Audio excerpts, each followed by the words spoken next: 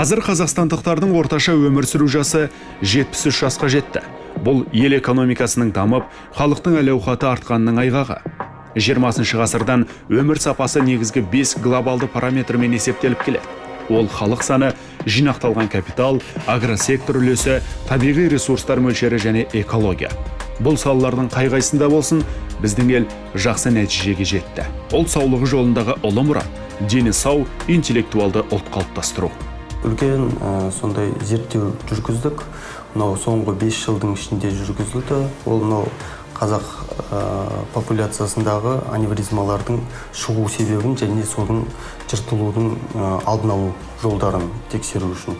То есть біз үлкен генетикалық тексеру жасадық. Бұндай тексеру алдында тек Жапон және Финляндия мемлекеттерінде ғана жасалған болатын. Сондай тексерудің арқасында біз жаңадан 20-ға жуық бір нуклеотидті полиморфизм деп аталады, сондай анықтадық.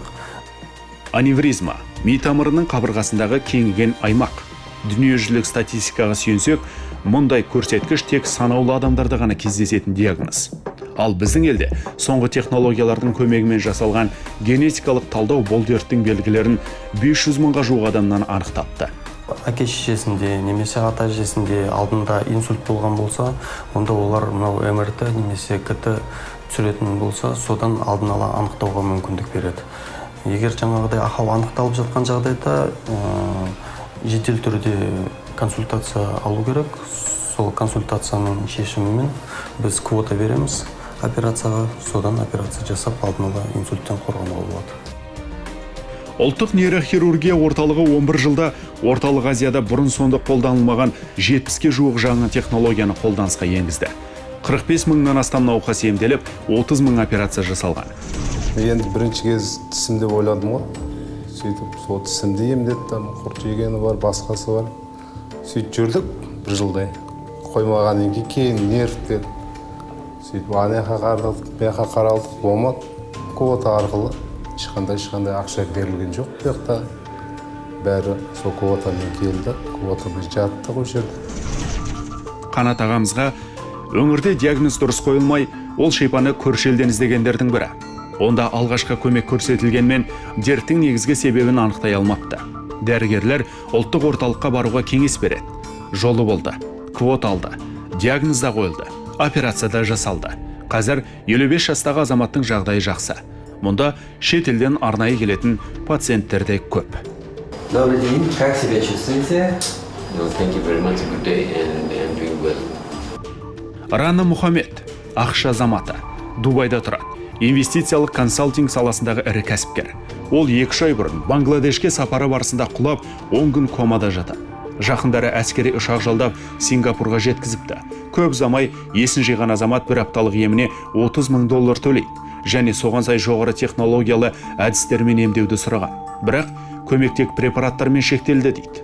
Оған бизнестегі серіктестері елордамыздағы орталық жайлы мәлімет беріп, Мұхаммед қазір келгеніне өкінбейді. Жалпы медициналық туризмнің әлемдік нарығы 2022 жылға қарай $145 миллиард жетеді деген дерек айтылады. Мен бизнес жобалармен Қазақстанға келіп кетіп жүргенімін. Жоғары халықаралық талаптарға сай клиникалар жайлы естуім бар, бірақ жүгінемді ойламаппын.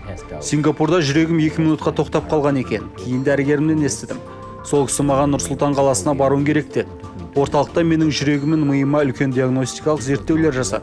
Қуаныштымын. Қазақстан алдыңғы қатарлы еуразиялық медициналық туризм орталығы саналады. Сырттан ағылған науқастар саны жыл санап өсуде. Тек былтырдың өзінде 5 мыңға жуық шетелдік сырқат ем қабылдаған.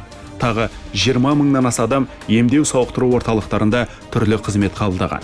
Шетелдіктердің 90% тмд елдерінен келгендер. Пациенттер арасында Қытай, Иран, Түркия, ақш азаматтары да кездеседі. Қимыл қозғалысының бұзылуы дейміз да, біз двигательное нарушение. Оның да операцияларының бірнеше түрлері бізде қазір осы орталықта енгізілген. Осы орталықта олар да жасалады. Ол операциялар стереотоксический деп айтамыз біз да. Ол операцияларда қазір әлемдегі барлық клиникаларда жасала бермейді. Әлемдік медицинада өлім-жітімге себепші негізгі 5 дерт аталады. Олар жүрек-қан тамырлар жүйесінің бұзылуы, қатерлі ісік, қант диабеті, түрлі жарақат және өкпе аурулары. тұтастай салаға бөлінетін қаржының 90%-ын осы дерттер жұтатын көрінеді. Сондықтан отандық медицина созылмалы ауруларға алыстан диагностика жасап, амбулаторлық емдеу арқылы басқаруды ұсынады.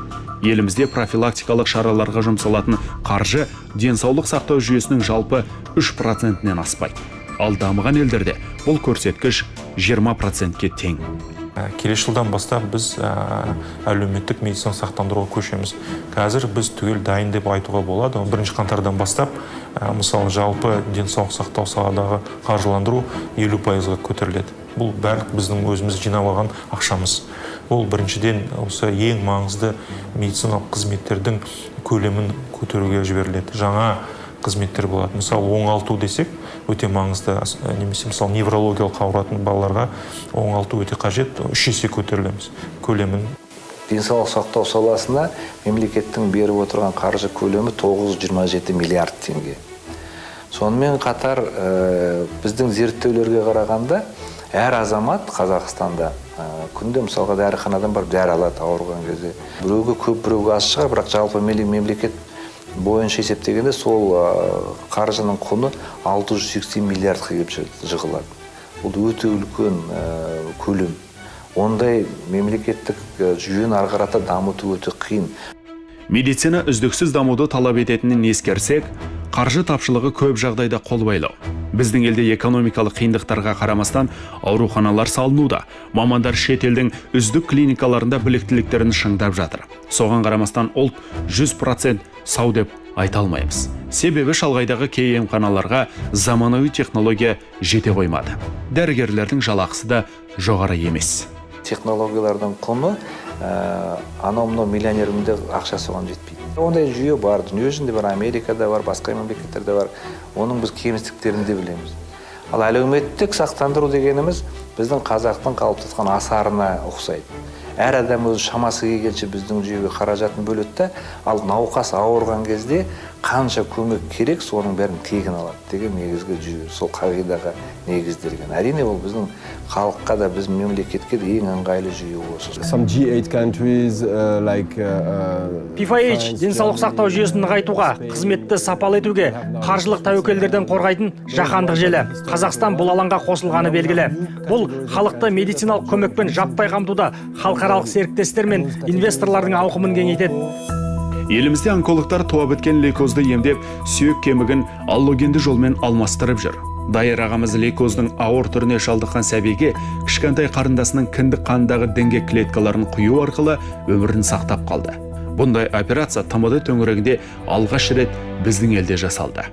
Государство за свой счет отправляет. Мемлекет бюджет есебінен қатерлі ісікке душар болған балаларды шетелде емдейтін жалғыз мемлекет. Үкіметтің бұндай қамқорлығының арқасында талай бала қазір аман. Сондай-ақ шалғайдағы жеткіншектерге дер кезінде көмек көрсету үшін санитарлық авиациямен елордаға жеткіземіз. Тіпті Ресейде де науқастарға бұндай жағдай жасалмаған.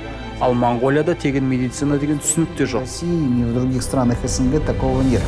Лейкоз сынды қан ауруын ерте анықтау мүмкіндігі бар. Тек діңгек клеткаларын беретін донор тапшы.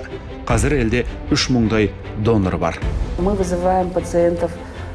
Емханаға халықты скринингтен өтуге өзіміз шақырамыз. Бірақ 50 жасқа дейінгілердің дені уақытым жоқ, ертең бүрсігіні деп созып жүріп алады. Қауіп факторы алғашқы сатысында анықталса, ауру да асқынбас еді. Жалпы диагностика онкологиялық ауруларды анықтауға бағытталған. Қазақ